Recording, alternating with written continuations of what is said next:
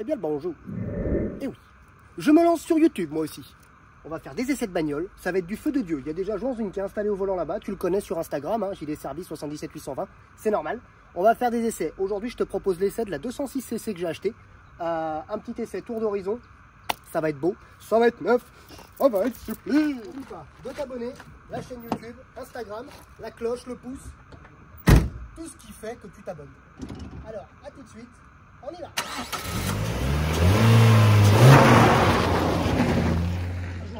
Ah, j'ai un peu forcé sur le 1, la poussière elle est incroyable là.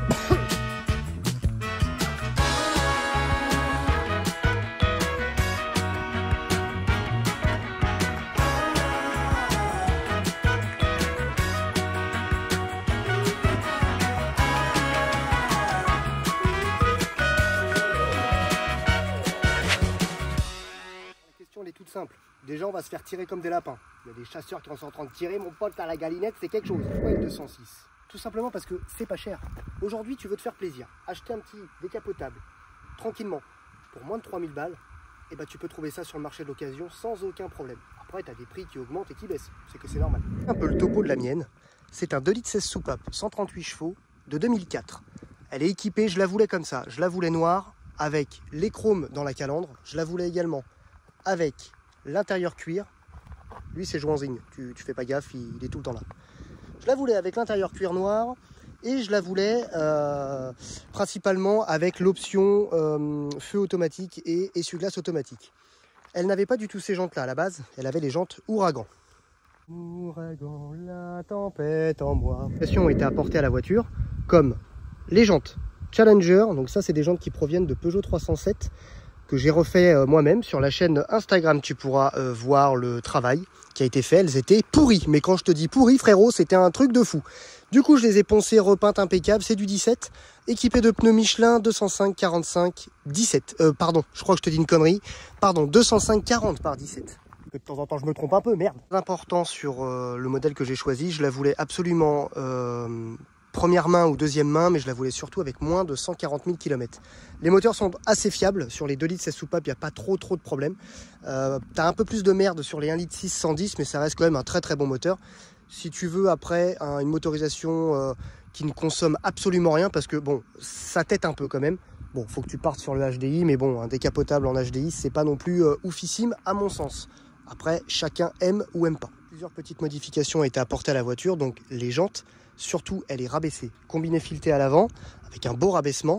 À l'arrière, on a un décrantage. On est franchement sur je trouve qu'elle a un look et une ligne vraiment super.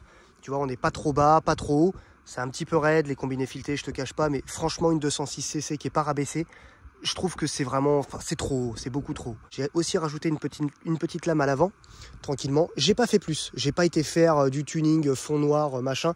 Pas du tout. J'ai simplement également mis un tout petit échappement assez discret qu'on voit à peine parce que l'échappement d'origine il est plat. Là celui-là tu peux constater qu'il est rond. Pour le reste elle est strictement full origine. Elle a aussi une barre anti-rapprochement au niveau du moteur, mais ça je te montrerai ça tout à l'heure. Je trouve que le détail personnel que j'adore sur cette voiture, c'est vraiment le 3/4 face avant comme ça. Écoute, cette voiture est quand même sortie en 98, du moins la 206. Je trouve qu'elle est encore vraiment d'actualité avec ses feux en amande. C'est quand même bien foutu. Les mecs de chez Peugeot à l'époque, franchement, bravo. Voilà pourquoi j'ai pris une 206 décapotable. J'aurais pu prendre une MX5, j'aurais pu prendre ce que tu veux. Bon, déjà, c'était pas du tout le même budget parce que si on parle d'argent, celle-là, moi, je l'ai achetée 3500 €. D'accord, avec les petits équipements, bon allez, elle m'est revenue à 4005 à peu près. C'est un véhicule aujourd'hui en l'état, ça se vend, bon il n'y a rien à faire hein, sur celle-là. Là on est à peu près à 5000, 5005, ça se vend sans problème sur le Bon Coin, la centrale, ce que tu veux. Voilà, tu as des touches, ça se vend dans ces prix-là. Aujourd'hui tu as envie de rouler dans une petite décapotable, pas trop chère, une MX5, tu es déjà un petit peu plus haut au niveau tarif. Une 206cc aujourd'hui, ça va chercher, allez, tu vas en trouver sur le Bon Coin la moins chère. Si tu cherches autour de chez toi, tu vas la toucher à 1005 avec beaucoup de problèmes d'électronique parce que tu as quand même quelques emmerdes. Après, un très beau modèle, tu vas le toucher à peu près à, allez, ça peut aller jusqu'à 9000 €, même 10 000 € si tu touches une Roland Garros ou une RC Line. On est ici sur un modèle de 2004, comme je t'ai dit tout à l'heure, équipé du moteur 2 litres 16 soupapes, 138 chevaux, qui équipait également les 406 coupés, etc. Très bon moteur d'ailleurs, très bon moteur. On est sur des consommations si tu roules vraiment pépère, tu es à 7 litres au 100, si tu commences vraiment à jouer un petit peu avec, tu vas monter à 10, 11, 12. Bon, c'est pas des voitures qui étaient réputées pour être super écologiques parce qu'à l'époque, bah, on s'en tapait un peu les couillasses par terre. Là où franchement je suis très content du modèle que j'ai réussi à trouver, c'est qu'on était quand même sur un véhicule qui était vraiment bien équipé d'origine et même peut-être sûrement optionné. Là on était quand même sur un modèle encore une fois de 2004 où on avait déjà, donc les jantes en aluminium c'était du 16, là on est passé sur du 17. On avait la peinture métallisée, de mémoire je crois que c'est la noire Onyx, mais si jamais c'est pas ça, n'hésitez pas à me répondre en commentaire. On avait également la petite trappe en aluminium. Ça faisait plutôt sympa sportif. On avait également bon, la capote Endure électrique. Donc ça, c'était plutôt pas mal aussi. Ensuite, en option, on avait des options qui étaient quand même pas mal pour l'époque. On avait le volant gainé cuir 3 branches du GTI. On avait 4 airbags, tac, tac, tac, et 2 sur les côtés. D'ailleurs, sur les 206, ça lâche à chaque fois. Au niveau des options, vraiment sécurité, on avait quand même les feux automatiques. On avait les essuie-glaces automatiques. On avait également ici la climatisation automatique avec le lecteur CD juste au-dessus, MP3, ESP, ABS, direction assistée. On avait les 4 sièges en cuir, le cuir qui est plutôt de bonne qualité, même s'il faut le traiter parce que bon, ça reste quand même du cuir qui est voilà, il faut absolument le traiter régulièrement. D'ailleurs, la meilleure méthode que j'ai trouvée pour traiter du cuir sur un véhicule, et c'est du lait d'amande douce, mon pote. Et ouais, tu iras voir ta meuf et tu lui demanderas.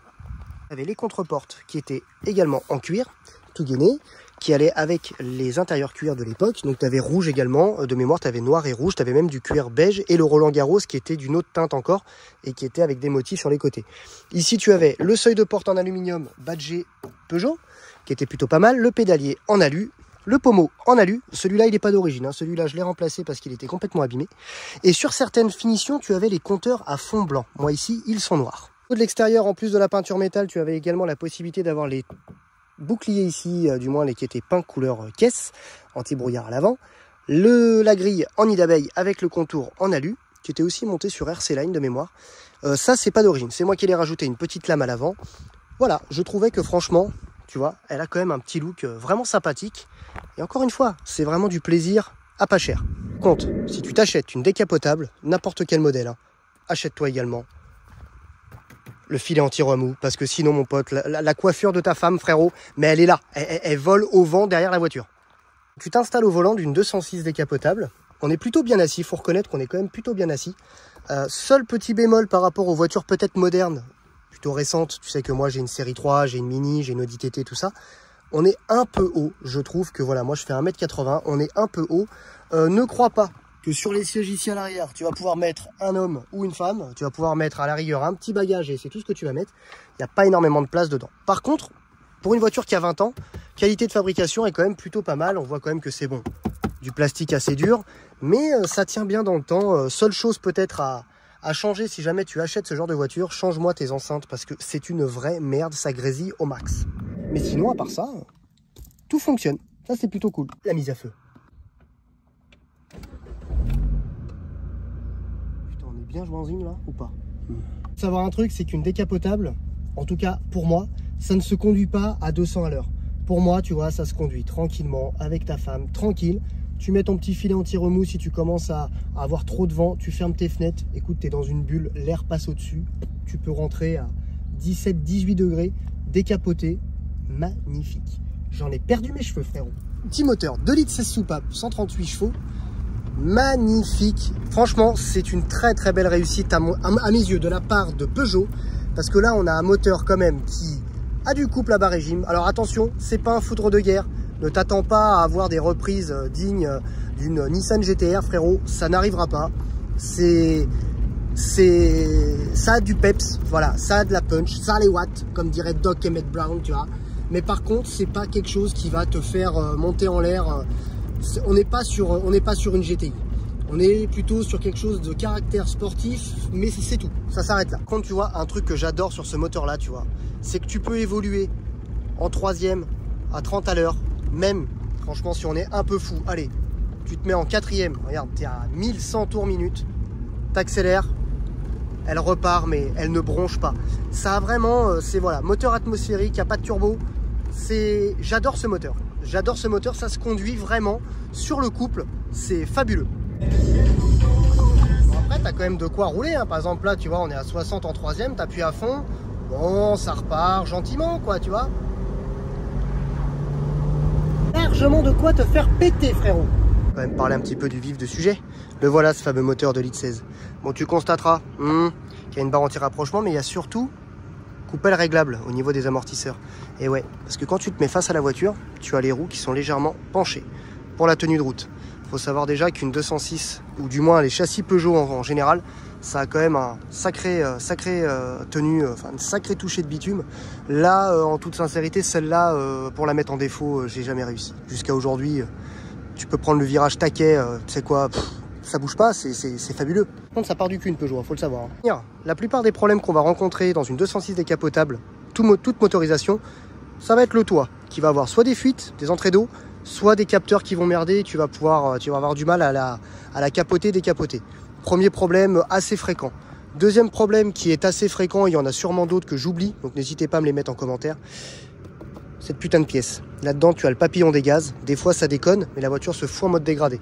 Sur le 2 litres 16 soupape, tu as également la rampe d'injecteur qui merde. Sur la mienne, j'ai déjà dû changer un injecteur parce que la voiture se mettait en anti-pollution défaillant. Donc ça, c'est un petit problème assez fréquent. Après, le gros point négatif de toutes les Peugeot de cette époque-là, et aussi la 206, c'est le train arrière. Train arrière qui a tendance à s'affaisser. L'arrière, un jour, tu le retrouves un peu penché. Et en fait, c'est ton train arrière qui s'use prématurément. Moi, j'ai du bol, quand j'ai acheté la mienne, le train arrière était tout neuf de chez Peugeot. Ça coûte à peu près 850 balles chez Peugeot. Tu peux les trouver sur internet à peu près à 350 €. Parce que ça, c'est le gros avantage d'une voiture comme ça, qui est assez répandue partout. Du moins, il y en a eu énormément, tu vois, donc c'est pas non plus une voiture de collection. Elle prendra de la valeur dans 20 ans. Allez, au moins c'est une voiture, bon écoute, c'est assez facile à trouver les pièces. Demain, tu as besoin d'une aile, d'un capot, de quelque chose, tu vas réussir à trouver quelque chose sans problème, que ce soit sur le Bon Coin, sur les sites un peu de la casse, même en pièces neuves, tu peux réussir à retrouver certaines pièces neuves, Autodoc, Oscaro, tout ça, il y a quand même un choix assez conséquent de pièces. Donc ça, c'est quand même un bon produit à acheter. Si jamais tu veux te faire plaisir, c'est pas très cher à l'achat. En assurance, en fonction de si tu es jeune permis ou pas, c'est pas non plus la mort. Et franchement, ça te file des sensations assez sympathiques. Ça te donnera jamais les sensations d'une Honda S2000, loin de là. Par contre, ça va quand même c'est quand même une voiture qui est assez sympathique. Pour la mienne, je l'ai achetée 3500 balles et elle est impeccable. Faut que je te fasse ta manœuvre du toit quand même, pour que tu puisses la voir.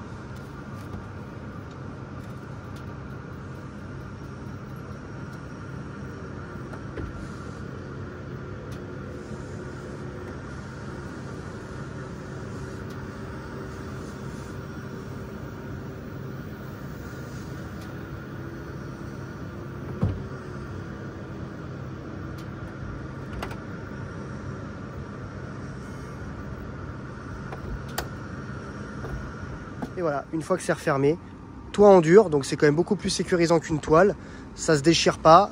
Bon, il y a toujours le même pépin sur les décapotables. Tu as parfois des entrées d'eau qui vont se produire à cet endroit-là ou à cet endroit-là.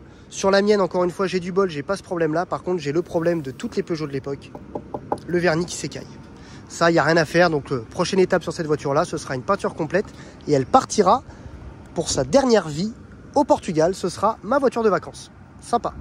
Et en plus, cette bagnole, elle se gare partout, c'est incroyable, avec la gabarit qu'elle a, tu la gares partout, c'est fabuleux, magnifique. Et voilà, c'est la fin de la vidéo de la petite 206 Descartable qui va arriver au Portugal bientôt, là. J'espère que l'essai vous a plu, on a fait les choses soft, t'as vu, tranquille, on n'est pas là non plus pour se mettre en danger, mettre en danger les autres, mais également on n'est pas là pour casser le matériel. Donc ça c'est une première chose. Pas là non plus pour faire du journalisme, vous dire que telle voiture est écologique, telle voiture ci, telle voiture ça, le litre du coffre machin, pas du tout. On est là pour prendre du plaisir ensemble et essayer vos voitures. Ça c'est vraiment le plus important. Bientôt je vous fais l'essai de la petite Mini ici, mais t'as vu, c'est pas moi qui vais la conduire, ça va être Jessica, parce que Jessica la meuf, mon pote, elle a un coup de volant, c'est quelque chose, c'est vraiment pas mal. Bientôt l'essai également de l'Audi TT qui est là-bas, qui est à moi.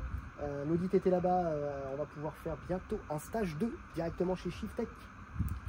À toi mon petit LDR de jouer et de bidouiller là-dedans. Bientôt également l'essai de... En fait on peut tout essayer, c'est ça qui est fabuleux dans cette chaîne. On peut tout essayer, donc n'oublie pas de t'abonner, tu t'abonnes, la cloche, le pouce, l'index, tout ce que tu veux. Et puis voilà, alors, on peut pas prendre une voiture là et taper un petit beurre là jusqu'au bout là. Allez vas-y Jessica.